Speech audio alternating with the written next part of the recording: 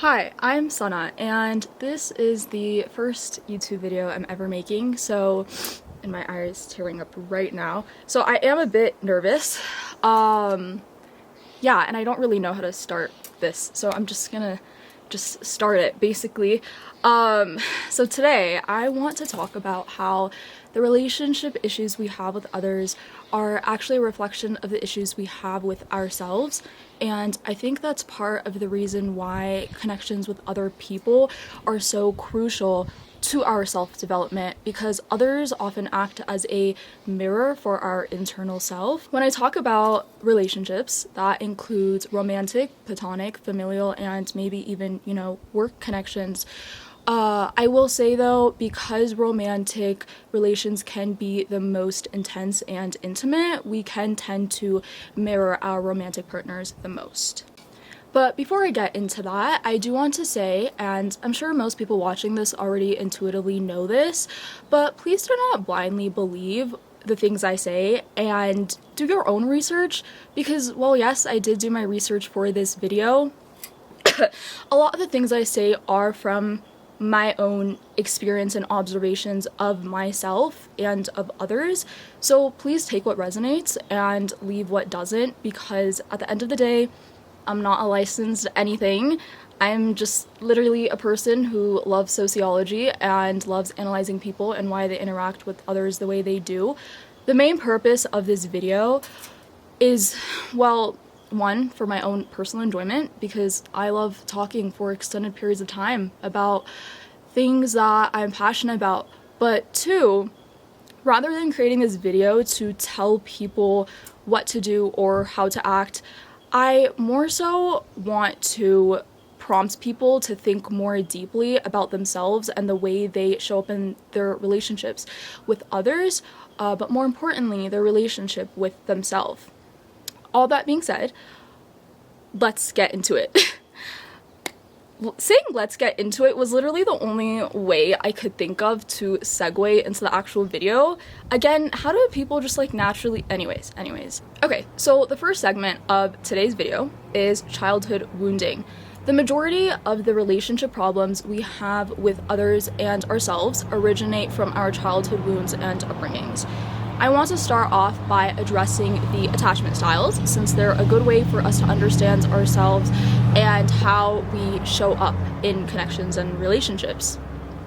Side note that I'm not going to address all of the traits of these attachment styles or cover all of the different reasons of how these attachment styles could have been developed, because I just don't really want to do all that work, so I'm not going to. But if you are interested in learning more, of course, please do your own research, and of course go to trustworthy sites. My personal is ChatGPT. I really feel like Chat hits the nail on the head when it comes to reliable information, so definitely check him out. Not me pronouncing Chat. Okay, no, but guys, all jokes aside, no AI was used in the making of this video. There is no artificial intelligence here. This is all human intelligence. Respectfully, if anyone agrees with the usage of AI in spaces of literary or creative expression, please feel free to not subscribe. Hashtag boundaries. Okay, so starting off, there is the anxious attachment style, where self-worth and identity is heavily tied to the acceptance of others. This leads to the need for constant reassurance, because external validation is the way the self regulates itself. It may unconsciously result in people-pleasing as a technique to be useful and desirable to others. This attachment style is often developed if the... Oh my god, the wind in my teary eyes. I'm in Lake Tahoe right now, and the pines are okay, it's fine. I'm not gonna even edit this part out. Okay. Okay, result in people-pleasing as a technique to be useful and desirable to others. This attachment style is often developed if emotional and or physical needs were inconsistently provided during childhood, with the primary caregiver sometimes responsive and dismissive other times. For the anxiously attached, love is something that is unpredictable and not certain and something to be earned, making chasing or clinging to others as a way to achieve security. Then there is the avoidant attachment style, where there's a disinterest in building emotionally intimate relationships. This leads to hyper-independence and unhealthy self-reliance. This attachment style is often developed if the primary caregiver did not allow the freedom to express emotions, resulting in the upbringing to be an unsafe environment to be vulnerable. This environment signaled that emotions were invalid and a sign of weakness. For the avoidantly attached, love is something that is dangerous, causing them to push away anyone who indicates a desire for closeness, because the avoidance idea of security is hyper-independence and autonomy. And then we have the disorganized attachment style, where there's a pull to emotional intimacy, but push away when it's actually received. There may be a pattern of seeking connections, but self-sabotaging them. The disorganized attachment style is similar to the avoidant in the sense of pushing away intimacy, but the difference is that the disorganized still actively crave close relationships where avoidants don't. This attachment style is often developed if the primary caregiver was a source of fear but comfort at the same time. Because their idea of safety contradicts itself, they struggle with trust for others. For those with disorganized attachments, love is the same as pain. While the anxious and avoidant styles had some type of idea of what security meant to them, even if the ideas were unhealthy, the disorganized do not really know what their idea of security is. And lastly, we have the secure attachment style, which is what we are all aspiring to be. I mean, if you're watching this video, I hope you are aspiring to be secure. It's like the final boss level, guys. This is basically where intimacy is able to be held alongside a strong sense of self. There is the ability to show vulnerability while also respecting the other's autonomy. Conflicts in the relationship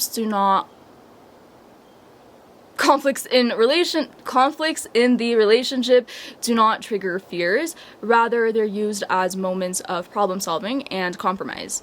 This attachment style is often developed if the primary caregiver consistently expressed emotional availability and acceptance. Okay, so yeah, that was the end of that section. Side note, when making my little draft for this video, this attachment style section made me feel like a professor giving lectures, so I really tried my best to not sound boring and monotone, not sound monotonous or yeah, anyways. So hopefully your attention span stayed engaged, and if not, feel free to watch the rest of this video at 1,000 times speed and kill your brain cells. Okay, anyways, moving on. Okay, so now that we've covered how our upbringing affects our relationships with others, this second segment I want to talk about how it affects our relationship with ourselves. I feel like when it comes to relationship issues, it can be somewhat simple to trace the problems back to childhood wounds, but I feel like there's a step missing in between that connection. I believe childhood wounds teach us how to treat ourselves, and in turn, we teach others to treat us the same way. Regardless of what attachment style you may resonate with the most, the underlying theme with all of them is that there was some type of abandonment from the caregiver, whether that entailed inconsistent attention, the restriction of emotions, or straight out abuse. Emotional and or physical necessities were not provided in the ways that were needed. Since you were abandoned in some way by your caregiver, you learn to abandon yourself because that's how you were taught to be treated. And you may not abandon yourself out of conscious dislike for yourself, where you're telling yourself, I don't deserve love, and, something like that. The abandoning of the self can often happen unconsciously, where you don't even realize you're treating yourself that way, but it just happens because you're so used to receiving that type of treatment since that's all you know. So for those who are more anxiously attached, abandoning yourself can look like depending on someone else to recognize your identity and existence. What I mean by that is you can't see yourself and your worth until someone else can. It may feel like the only way to like yourself is by someone else liking you. This can lead to enmeshing your identity with the other person because you feel like your identity isn't strong enough to stand on its own. I thought I was gonna cough or burp. Okay. You see others as a savior for yourself, since there may be parts of yourself you were scared of uncovering, so you outsource the discovery of yourself to someone else. This lack of foundation within the self can lead to relying on others for validation because you don't see your opinion to be as of value as others, and or because you don't even know yourself well enough to acknowledge and validate yourself. I feel like I've said the word yourself so many times, it literally does not sound like a real word anymore. Anyways, depending on other people's validation can also look like relying on them to regulate your emotions for you. You see others as a savior from yourself, since you don't find yourself capable in handling them on your own. The anxiety around separation comes in because it feels like if you lose the other person, you'll lose a part of yourself, will stop liking yourself, and or will not know how to function without them. The anxiously attached actively fear abandonment from others because when by themselves, they feel alone and incomplete because they've abandoned themselves as well. For those who are more avoidantly attached, abandoning yourself can look like rejecting your emotions. The reason why there is a fear revolving around emotional intimacy in relationships is because you have not been able to be emotionally intimate with yourself. As mentioned before, avoidance finds security in hyper-independence.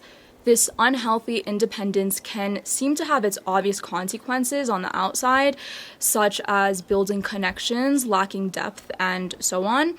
But this unhealthy independence is also present in the relationship with the self. Because, okay, let's think about it. To be independent means to have control. And feeling emotions is an experience that can temporarily really make you feel like you don't have control. Yes, you can be emotionally intelligent and understand how to regulate emotions, but in the end, there are times where the only way to process your emotions is by feeling them. And even for the securely attached person, that can be uncomfortable because, lacking full control can be really hard no matter who you are. And so for an avoidant, this entire emotional processing situation really just screams hell zone because it forces them to put down their defenses of hyper-independence. Allowing yourself to feel after you've been trained for how many ever years to deny emotions can be quite a destabilizing and honestly scary experience. When the denial of emotion becomes too much, distraction is often the only way to cope. This behavior of coping through distraction may be externally obvious, like engaging in unhealthy dopamine high activities such as substance use, sex addiction, doom scrolling, video games, binge eating, etc. But the distraction may also appear to be productive, like throwing yourself into the non-emotional parts of your life, like your career, physical body, hobbies, and even relationships. In fact, avoidants are capable, or very capable, of having a packed social life, including romantic partners. It's just that their relationships won't make it very far past being surface level connections. Even if someone were to be in a relationship with someone else for like 4 decades, it's very possible to not scratch much beneath the surface with an avoidant. So anyways, how does this all tie back to abandoning yourself? Well, when emotions are repressed, you're basically shaming that part of yourself. You're telling this innately human, emotional side of yourself that it's not worth existing, being seen, or felt. Therefore, you are abandoning it. When it comes to the disorganized attachment style, abandoning yourself looks like a lack of trust within yourself because your caregiver was a source of comfort but also fear, because your idea of love is also pain, and because there's the want for intimacy but also avoidance towards it. The story of your life is basically contradictions. And this experience of conflicting desires is what leads to the loss of trust within yourself, because you yourself don't really know what you want, so you lose trust in your judgment and maybe lose trust in your ability to create security for yourself. This perpetual internal state of indecision and lack of certainty is projected onto others, creating a distrust in intimacy and others' ability to provide security. Disorganized attachments abandon themselves by failing to sustain stable, trustworthy spaces within themselves. I want to end this second segment with two things. First, while I do think it's very important to understand the different attachment styles to better understand ourselves and how we show up in relationships, I also don't find there to be a need to label and box ourselves into one. It's very possible to relate to different types in different ways. At the end of the day, the primary goal is to figure out which aspects of the attachment styles we resonate with the most to allow us to pinpoint the problem so we can have a better framework and guidance on how to resolve the problem. That just sounded like a lot of words. I hope that made sense. I don't think it's productive to completely identify and solidify ourselves as a specific attachment style. Specific attachment type. Yes. The second thing I wanted to say is, just a little check-in on how everyone's attention span is doing. When I was planning for this video, I was like, oh my god, this is actually much longer than I anticipated it to be, and I was like, who's gonna sit and listen to all of this? But then I realized this video will attract the right people, so I shouldn't shorten it to cater to a wider audience. You know what I mean? That being said, I'm going to move into the third segment of the video where I address why some of us may find ourselves to be consistently attracted to the wrong people in our lives. Was that a good segue? I feel like that sort of was, because before I was talking about how I'm gonna attract the right people to this video, and now I'm talking about how you can consistently attract the wrong people in relationships. And anyways, okay, so basically the third segment of this video is where I address why some of us may consistently attract the wrong relationships in our lives, even when we intentionally attempt to do otherwise, and how we can, finally break this cycle of failed relationships. Okay, so the main message of this section is your nervous system. In very quick, basic terms, the nervous system is the body's command center. It gathers information from its environment, processes it, and carries it out through thoughts and actions according to the information perceived. For the anxiously attached, your nervous system is kept in the fight or flight state, or the more scientific term, sympathetic state. Your body is accustomed to constantly needing to seek out emotional closeness because of your primary caregiver's inconsistency. There's a hypervigilance to rejection, since the body unconsciously perceives rejection as life-threatening. This is what leads to the anxiously attached behaviors like clinging, needing constant reassurance, etc. For the avoidantly attached, your nervous system is kept in the freeze state, or the more scientific term, dorsal vagal shutdown. I did have to search up how to pronounce that. Dorsal vagal shutdown. Your body is accustomed to disappointment because of your primary caregiver's constant dismissiveness. The body perceives rejection as inevitable, so it copes by shutting down and suppressing emotions, since it feels like there's no need in feeling them, since they weren't addressed anyways.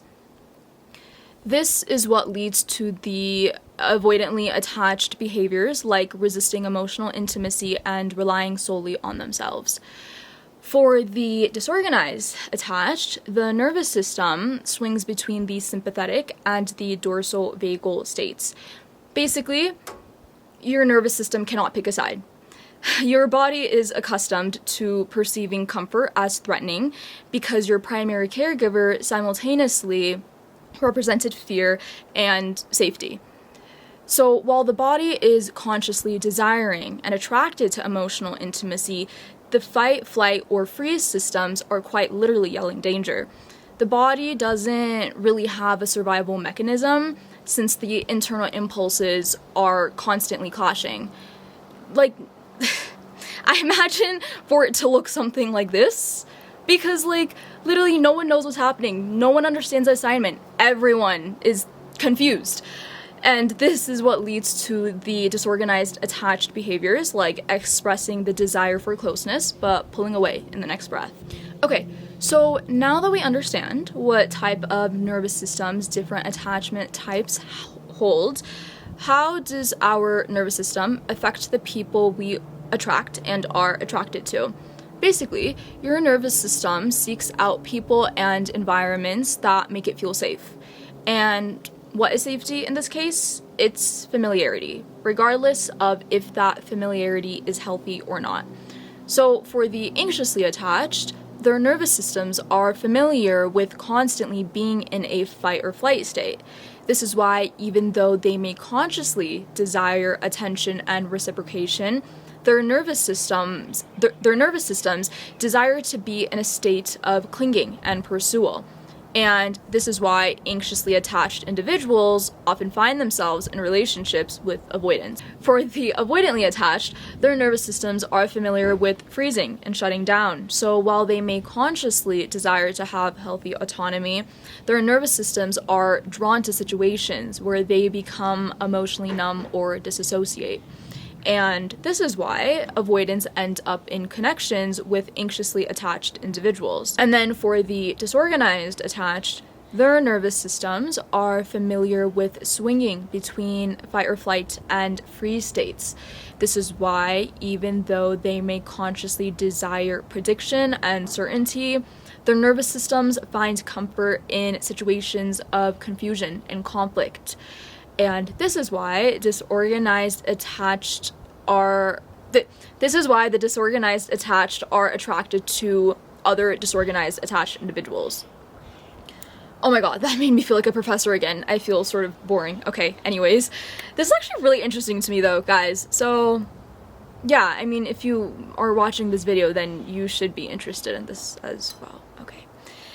So, as you can see, our nervous system will gravitate to people that make it feel safe. Whether that safety is healthy or unhealthy is up to you and your nervous system. Because here's the thing, even if you were to find yourself in a secure, stable relationship, if your nervous system is dysfunctional, it will reject the security of the relationship because it's not accustomed to being in that kind of situation.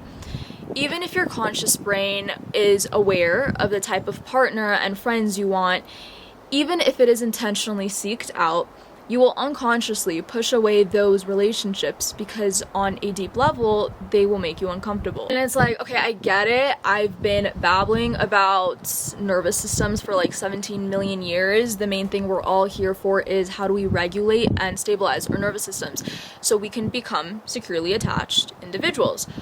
The answer is stop abandoning yourself and stop abandoning your inner child.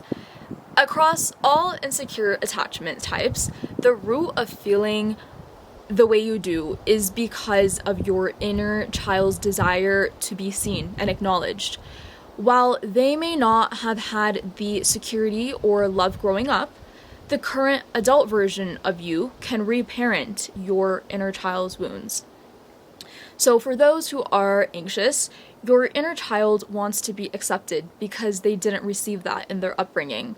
When you tell yourself you're not capable of being alone, you're telling your inner child that they're not enough as they are. But by reminding them that you don't need approval from others because they are already accepted by you, the adult you, that is when you will begin to feel more complete on your own. For those who are avoidant, your inner child wants to be able to express themselves, and your inner child wants to be able to express themselves and be openly received. You can reparent them by sitting in the discomfort of feeling emotions, despite how scary it may be. By doing this, you're telling your younger self that while they may not have been able to reveal their emotions when younger, the adult you is here to help them and hold them and help assist them in processing difficult emotions. You can also remind your inner child that while they needed to be self-reliant when younger, they are safe now, and that people actually can be reliable from whom they can seek support from. And for the disorganized attachment styles, your inner child wants to feel a sense of predictability and certainty. You can reparent them by reminding them that the adult version of you is capable of making decisions and that you are competent enough to trust your thoughts, feelings, and beliefs. That although your inner child didn't grow up in a trusting environment, you are creating a foundation for them that is built on stability. So before wrapping up, I do want to clarify what it means to be securely attached. #final boss level. I feel like there's a misconception regarding the secure attachment style where it's like you need to be completely indifferent to who comes and goes in your life because that's what it means to be secure in yourself. But I personally don't agree with that. In the end, we are humans with emotions.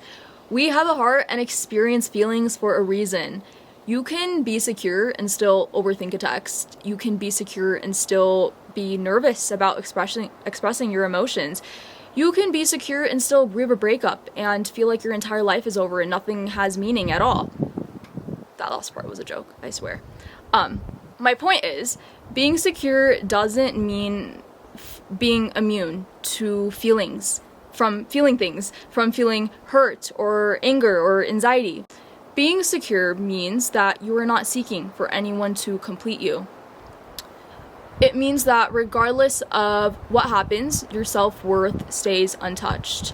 It does not mean you close your heart off and revolve your entire life around getting that bag. I mean, you could do that if you want to. That's just not what this video is about.